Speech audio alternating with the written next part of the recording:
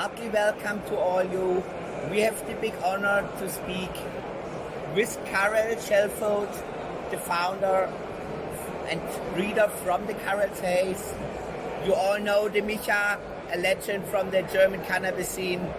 And yeah, we're really happy to be here and speak about the new strains we have in the pharmacy, breeded from Karel. So Karel's Haze is now on the market.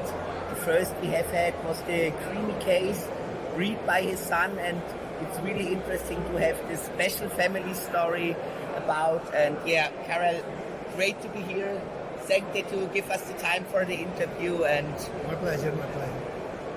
I think first I would start with the old history. So I would start 1985. I think that was a really special year, even for the Karel's Haze. So what can you tell us about this really important part of history? Yeah, 1985, that's a long ago already. I think I started to grow weed when I was in 1980. And in those days there were not so many seeds in Holland. The only seeds you could get is seeds from a bag of cannabis that you could buy in coffee shops. But all those weed was always sativa, because it came from Africa, from Vietnam, from Thailand, from everywhere, from the tropical countries. So there was not much seed around. But we decided to start a seed bank, because we had some good contacts in the USA, and also Neville's Schoenmaker, like we already talked about the seed bank. He was the first seed bank in the world, and at one point he invited us to visit his home, and then we tried to do a cooperation, because we were, Neville and I think we were the first two in Holland to really grow in a modern way and under lights indoors weed. So we worked together a few years, and then we split up, and then I decided to open the Super Sativa Seed Club in 1985. And since then it went very good, everything, because a few people from the United States came to visit Holland. One of them was Sam the Skunk Man, the very famous Sam. And he visited us, and he had some seeds left from his favorite seeds. Those were the Haze seeds. He had 20 left, and he said, the seeds are getting a little bit old, so I need to give the seeds to somebody who can understand and who knows how to reproduce the seeds. And he gave 10 seeds to me, and 10 seeds to Neville. And those were really the original Haze seeds. And we made a cross with Skunk number 1, and Neville made a lot of crosses with Northern Lights. So those are basically the two different lines. And we were lucky to do it with Skunk number 1, because it turned out that all the crosses with Skunk number 1 and Haze, that they really had a nice taste, and they really had the big buds of the Skunk number 1, and the taste and the smell of the Haze. While Neville's line of Northern Light was, the Northern Light is not so really a nice taste.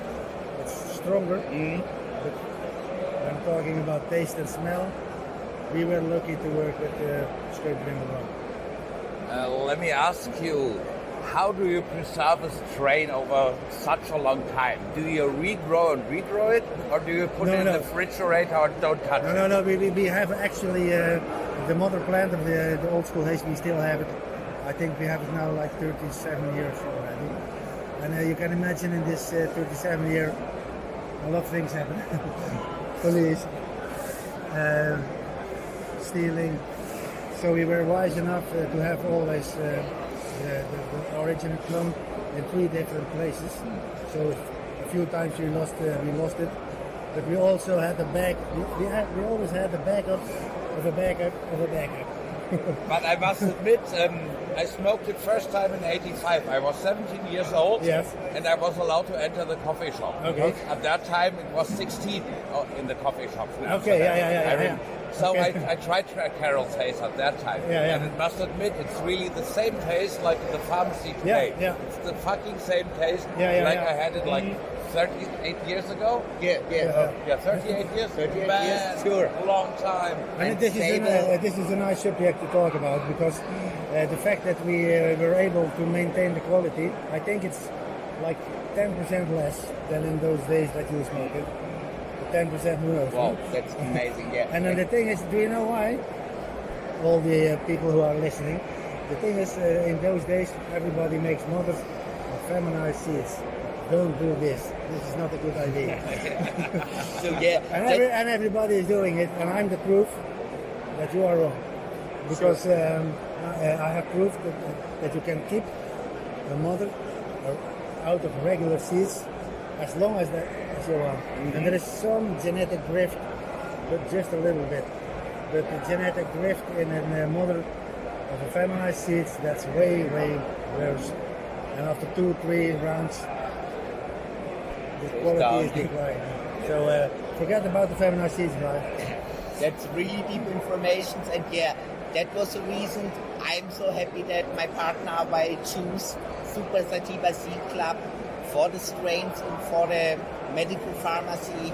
So my first really touch was 2019 at the Homegrown Cup with the Karel Schelfout, and I'm since this I remember because this strain hit me out for 20 minutes. I have to break the judging, and after 20 minutes I can go back to the table. So that's why I'm still remembering the strain. But we have one mistake. Huh? We're talking about the old school haze and about Karel's haze. Yeah. And we were talking about old school haze. That was the old school, yeah. And the Karel's haze, that's old school haze times a few other plants. Yeah. And that's not so really close to the original old school haze. It still has a little bit of the smell and the effect of it, but it's a different thing. The ground, but now we are working on stabilizing the old school haze like we have it now, and we also are very close to having an old school outdoor flower. Interesting. And that's of course very interesting because we crossed it with a mango haze, a real sativa, and we keep on looking for the old school haze phenols, and that's quite easy because the smell is so distinct from all the other ones that it's easy to pick out. Even if you're in week 3 or 4 of flowering, you can already tell, oh, this is going to be an old school haze for you. Yeah. So stay tuned because. Great. And your son also got to know how to grow from. You taught your son how to breed and how to grow. Your son is also growing. Yeah. So he brought his new strain on the market, which is Creamy Case. Yeah. Yeah. I love that one. Yeah, Wow. but it's Creamy Case. That's the Karel's haze times cookies and cream, because we are not stupid, of course, and we know what's going on in the world, and we really wanted to try to mix some old school genetics with new school. And then the cookies, the Karel's, the Creamy Case. That's really a good example of how it can be successful mixing the old and the new world.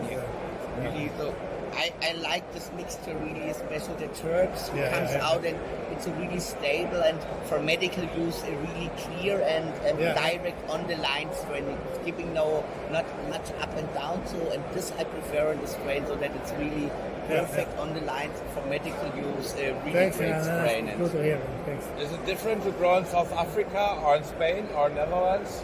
Yes, the thing is, wherever you grow it, it's always different. And I'm lucky to be in touch with a lot of people who really know about genetics. They have done a lot of PhDs, and they know about genetics, And they tell me that breeding is all about where are you going to grow those plants. Because if you if you have a good model, and you make clones of it, they will perform very good in South Africa, to give an example, under certain South African circumstances, and they won't do as good in Germany. So it's really depend where do you grow your strain, how it turns out, even if you are using the same seeds. And the future of breeding is going to be that strains are made for the purpose that they are going to be used for, and not one strain for all the purposes. So if you are going to grow for medical, you need to have a strain that grows very good under clean lab circumstances. And if you are making hash, then it's nice to have a variety that grows outdoor in Holland or whatever. That you can grow it in a cheap way. So you have seen now the pharmacy product of your breeds. Yes. So what do you think about, and is there some idea you can have for advice for our growers to raise up the quality to a higher level? What I have seen, it looks very good. It looks perfect.